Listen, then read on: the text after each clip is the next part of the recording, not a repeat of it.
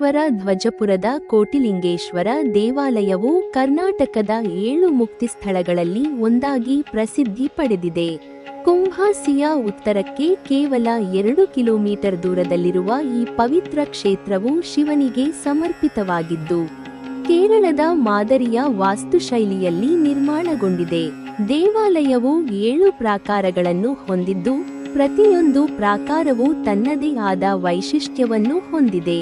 ಹೊರಗಿನ ಪ್ರಾಕಾರವು ಈಗ ಕಾಂಕ್ರೀಟ್ ರಸ್ತೆಯಾಗಿ ರೂಪಾಂತರಗೊಂಡಿದ್ದು, ದೇವಾಲಯವು 4 ಕಡೆಗಳಲ್ಲಿ ಬಾಗಿಲುಗಳನ್ನು ಹೊಂದಿದೆ. ದೇವಾಲಯದ ಹೊರಭಾಗದಲ್ಲಿ 10 ಅಡಿ × 10 ಅಡಿ ವೇದಿಕೆ ಇದ್ದು, ಅದರಿಂದ ನೇರವಾಗಿ ದೇವರನ್ನು ಕಾಣಬಹುದಾಗಿದೆ. ಪೂರ್ವಮುಖದ ಮುಖ್ಯ ದ್ವಾರವು ಸುಮಾರು 25 ಅಡಿ ಎತ್ತರ ಮತ್ತು 10 ಅಡಿ ಅಗಲವಿದ್ದು, ಅದ್ಭುತವಾದ ಶಿಲ್ಪಕಲೆಯೊಂದಿಗೆ ಅಲಂಕರಿಸಲಾಗಿದೆ. ಸುಮಾರು 100 ಅಡಿ ಎತ್ತರದ ಧ್ವಜಸ್ತಂಭವು ದೇವಾಲಯದ ವೈಭವವನ್ನು ಹೆಚ್ಚಿಸುತ್ತದೆ. ಅದರ ಮೇಲ್ಭಾಗದಲ್ಲಿ ಚಿಕ್ಕ ನಂದಿಯ ಪ್ರತಿಮೆ ಇದೆ. ಎರಡನೆಯ ಪ್ರಾಕಾರವು ವಿಶಾಲವಾಗಿದ್ದು, ಅನೇಕ ಶಿಲಾಶಾಸನಗಳನ್ನು ಹೊಂದಿದೆ. ಈ ಶಾಸನಗಳು ದೇವಾಲಯದ ಇತಿಹಾಸವನ್ನು ವಿವರಿಸುತ್ತವೆ ಎಂದು ಹೇಳಲಾಗುತ್ತದೆ, ಆದರೆ ಅವುಗಳನ್ನು ಓದುವ ವಿಧಾನ ಯಾರಿಗೂ ತಿಳಿದಿಲ್ಲ. ಇದರಿಂದ ದೇವಾಲಯದ ಇತಿಹಾಸವು ಇನ್ನೂ ನಿಗೂಢವಾಗಿದೆ. ಈ ಪ್ರಾಕಾರದಲ್ಲಿ ಮುಖ್ಯ ಅಡುಗೆ ಸಭಾಂಗಣ, ಡಮರು ಆಕಾರದ ಓವರ್ ಹೆಡ್ ವಾಟರ್ ಟ್ಯಾಂಕ್ ಮತ್ತು ಶ್ರೀ ಗಣಪತಿ, ಶ್ರೀ ಮುಖ್ಯ ಪ್ರಾಣ ಹಾಗೂ ಶ್ರೀ ವೇಣುಗೋಪಾಲಕೃಷ್ಣರ ಸಣ್ಣ ದೇವಾಲಯಗಳು ಪ್ರಮುಖ ಆಕರ್ಷಣೆಗಳಾಗಿವೆ. ಮೂರನೆಯ ಪ್ರಾಕಾರವು ದೇವಾಲಯದ ಹೃದಯ ಭಾಗಕ್ಕೆ ದಾರಿ ಮಾಡಿಕೊಡುತ್ತದೆ. ಗ್ರಾನೈಟ್ ಕಲ್ಲಿನಿಂದ ನಿರ್ಮಿಸಲಾದ ಈ ಕಟ್ಟಡವು ಶತಮಾನಗಳ ಹಿಂದಿನದು. ದೈತ್ಯಾಕಾರದ ಕಂಬಗಳು, ಚಪ್ಪಡಿಗಳು ಮತ್ತು ಮೇಲ್ಛಾವಣಿ ಶೀಟ್ಗಳು ಎಲ್ಲವೂ ಗ್ರಾನೈಟ್ನಿಂದ ಮಾಡಲ್ಪಟ್ಟಿವೆ. ಯಾವುದೇ ಆಧುನಿಕ ಉಪಕರಣಗಳಿಲ್ಲದೆ ಇಂತಹ ಅದ್ಭುತ ನಿರ್ಮಾಣವನ್ನು ಹೇಗೆ ಮಾಡಿದರು ಎಂಬುದು ಇನ್ನೂ ಅಚ್ಚರಿಯಾಗಿದೆ. ಈ ಪ್ರಾಕಾರದಲ್ಲಿ ಅನೇಕ ಸಣ್ಣ ದೇವಾಲಯಗಳಿದ್ದು, ಅವುಗಳಲ್ಲಿ ಸಪ್ತಮಾತೃಕೆಗಳು, ಸುಬ್ರಹ್ಮಣ್ಯ, ವೆಂಕಟರಮಣ ಮತ್ತು ಮಹಿಷಾಸುರಮರ್ದಿನಿ ಪ್ರಮುಖವಾಗಿವೆ. ಕಾಳಿ ಲಕ್ಷ್ಮಿ ಎಂಬ ವಿಶಿಷ್ಟ ದೇವತೆ ಇಲ್ಲಿ ಕಾಣಸಿಗುತ್ತಾಳೆ. ಒಂದು ಕೈಯಲ್ಲಿ ಮಗುವನ್ನು ಮತ್ತು ಇನ್ನೊಂದು ಕೈಯಲ್ಲಿ ಪೊರಕೆಯನ್ನು ಹಿಡಿದಿರುವ ಈ ದೇವತೆ ಅಪರೂಪದ ಪ್ರತಿಮೆಯಾಗಿದೆ. ಇದರ ಹಿಂದಿನ ಪುರಾಣ ಇನ್ನೂ ಬಯಲಾಗಿಲ್ಲ. ಈ ಪ್ರಾಕಾರದಲ್ಲಿ ದೊಡ್ಡ ನಂದಿಯ ಪ್ರತಿಮೆ ಇದೆ. ಶಿವನ ದೇವಾಲಯಗಳಲ್ಲಿ ಸಾಮಾನ್ಯವಾಗಿ ಕಾಣುವಂತೆ ಭೂತಗಣವನ್ನು ಪ್ರತಿನಿಧಿಸುವ ಅನೇಕ ಕಲ್ಲುಗಳು ಸಾಲಾಗಿ ನಿಂತಿವೆ. ಗರ್ಭಗುಡಿ ಇಲ್ಲಿಂದ ಮುಂದೆ ಒಳಗೆ ಪ್ರಾರಂಭವಾಗುತ್ತದೆ. ಬಾಗಿಲಿನ 2 ಬದಿಗಳಲ್ಲಿ ಕಂಚಿನ 2 ದೊಡ್ಡ ನಟರಾಜನ ಪ್ರತಿಮೆಗಳಿವೆ. ದೇವಾಲಯದ ಒಳಭಾಗವು ಆಧ್ಯಾತ್ಮಿಕ ಶಕ್ತಿಯಿಂದ ತುಂಬಿದ್ದು, ಭಕ್ತರಿಗೆ ಶಾಂತಿ ಮತ್ತು ಮುಕ್ತಿ ನೀಡುತ್ತದೆ. ಕ್ಷೇತ್ರ ಪುರಾಣದ ಪ್ರಕಾರ ಕೋಟೇಶ್ವರ ಕ್ಷೇತ್ರವು ಅತ್ಯಂತ ಪವಿತ್ರವಾದ ಸ್ಥಳವೆಂದು ಪರಿಗಣಿಸಲ್ಪಟ್ಟಿದೆ. ಬಹಳ ಹಿಂದಿನ ಕಾಲದಲ್ಲಿ 1 ಕೋಟಿ ಋಷಿಗಳು ಇಲ್ಲಿ ಒಟ್ಟುಗೂಡಿ ಶಿವನನ್ನು ಮೆಚ್ಚಿಸಲು ದೀರ್ಘಕಾಲ ತಪಸ್ಸು ಮಾಡಿದರು. ಅವರ ತಪಸ್ಸಿನ ತೀವ್ರತೆಯಿಂದ ಸಂತುಷ್ಟನಾದ ಶಿವನು ಪ್ರತಿಯೊಬ್ಬ ಋಷಿಯ ಮುಂದೆ ಪ್ರತ್ಯಕ್ಷನಾದನು. ಹೀಗೆ ಶಿವನು 1 ಕೋಟಿ ರೂಪಗಳಲ್ಲಿ ಕಾಣಿಸಿಕೊಂಡ ಕಾರಣದಿಂದ ಈ ಸ್ಥಳವು ಕೋಟಿ ಅಡ್ಡಗೆರೆ ಈಶ್ವರ ಎಂದು ಪ್ರಸಿದ್ಧಿಯಾಯಿತು. ಕಾಲಕ್ರಮೇಣ ಈ ಹೆಸರು ಕೋಟೇಶ್ವರ ಎಂದು ರೂಪಾಂತರಗೊಂಡಿತು. ಈ ಸ್ಥಳದ ಮಹತ್ವವನ್ನು ತಿಳಿಯಲು ಪುರಾಣದ ಕಥೆಗಳು ಸಾಕ್ಷಿಯಾಗಿವೆ. ಕೋಟೇಶ್ವರ ದೇವಾಲಯವು ಪಾಂಡವರು ನಿರ್ಮಿಸಿದ್ದಾರೆ ಎಂಬ ನಂಬಿಕೆ ಜನರಲ್ಲಿ ಇದೆ. ಪಾಂಡವರು ತಮ್ಮ ಅರಣ್ಯವಾಸದ ಸಮಯದಲ್ಲಿ ಅನೇಕ ದೇವಾಲಯಗಳನ್ನು ನಿರ್ಮಿಸಿದರೆಂದು ಹೇಳಲಾಗುತ್ತದೆ. ಅದರಲ್ಲಿ ಕೋಟೇಶ್ವರ ದೇವಾಲಯವೂ ಒಂದು. ದೇವಾಲಯವು ಹಳೆಯದಾಗಿ ದೈತ್ಯಾಕಾರದಂತೆ ಕಾಣುತ್ತದೆ. ಅದರ ಗಂಭೀರವಾದ ವಾಸ್ತುಶಿಲ್ಪವು ಪುರಾತನ ಶೈಲಿಯನ್ನು ಪ್ರತಿಬಿಂಬಿಸುತ್ತದೆ. ಆದರೆ ಐತಿಹಾಸಿಕವಾಗಿ ಜನರು ಇದನ್ನು ಬಸ್ರೂರು ರಾಜನಿಂದ ನಿರ್ಮಿಸಲಾಗಿದೆ ಎಂದು ಹೇಳುತ್ತಾರೆ. ಬಸ್ರೂರು ರಾಜಮನೆತನದ ಕೆಲವು ಕುರುಹುಗಳನ್ನು ಹತ್ತಿರದ ಸ್ಥಳಗಳಲ್ಲಿ ಇನ್ನೂ ನೋಡಬಹುದಾಗಿದೆ. ಈ ರಾಜಮನೆತನವು ತನ್ನ ಕಾಲದಲ್ಲಿ ಧಾರ್ಮಿಕ ಕ್ಷೇತ್ರಗಳಿಗೆ ಸಾಕಷ್ಟು ಕೊಡುಗೆ ನೀಡಿದೆ ಎಂಬುದು ಜನಪ್ರಿಯ ನಂಬಿಕೆ.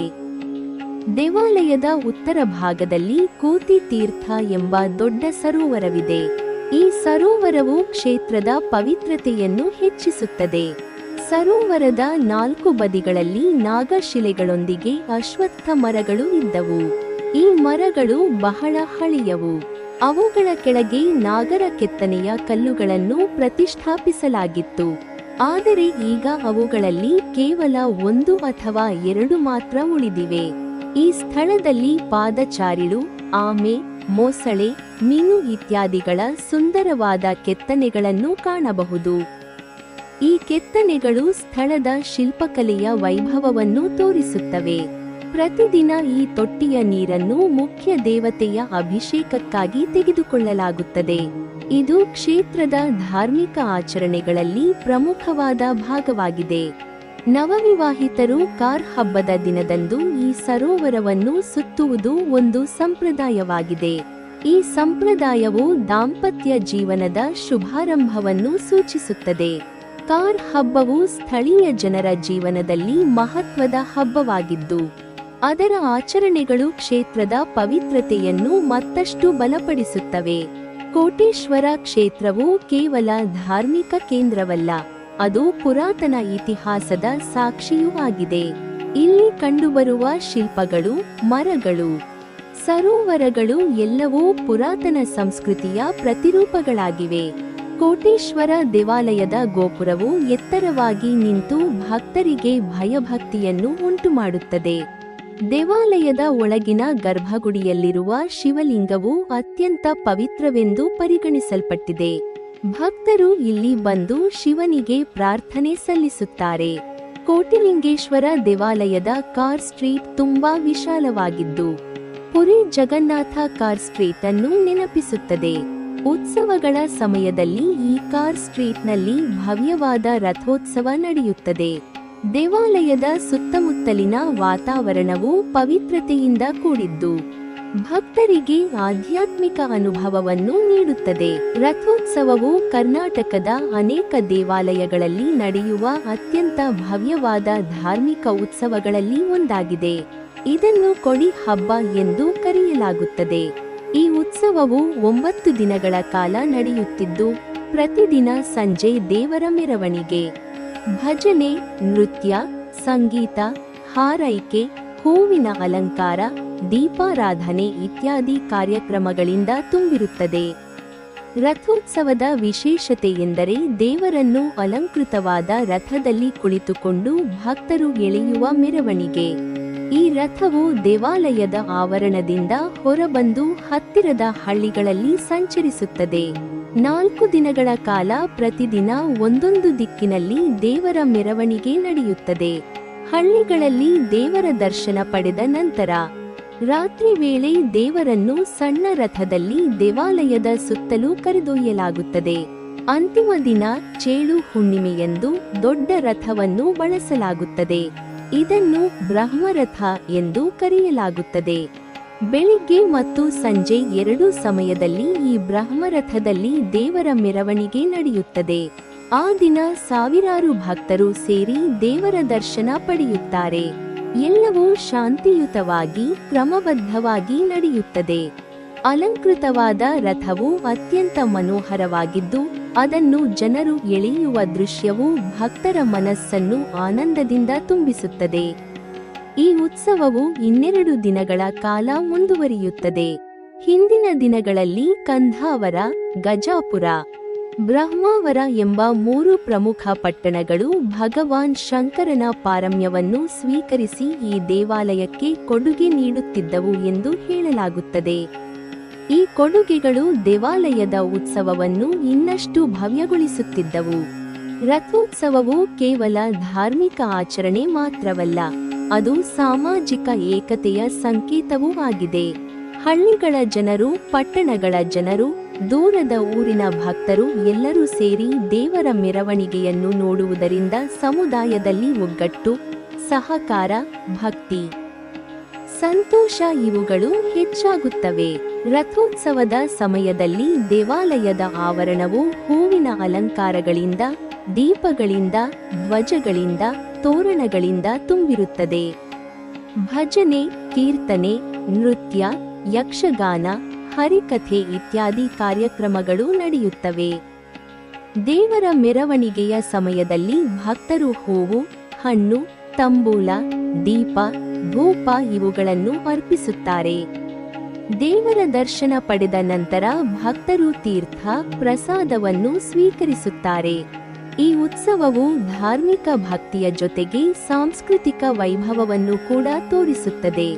ರಥೋತ್ಸವದ ಸಮಯದಲ್ಲಿ ಹಳ್ಳಿಗಳಲ್ಲಿ, ಪಟ್ಟಣಗಳಲ್ಲಿ ವ್ಯಾಪಾರ, ಮೇಳ, ಹಬ್ಬದ ಸಂಭ್ರಮ, ಜನರ ಸಂಚಾರ ಇವುಗಳು ಹೆಚ್ಚಾಗುತ್ತವೆ. ಮಕ್ಕಳು, ಯುವಕರು, ವೃದ್ಧರು ಎಲ್ಲರೂ ಸೇರಿ ದೇವರ ಮೆರವಣಿಗೆಯನ್ನು ನೋಡುವುದರಿಂದ ಹಬ್ಬದ ಸಂಭ್ರಮವು ಇನ್ನಷ್ಟು ಹೆಚ್ಚಾಗುತ್ತದೆ.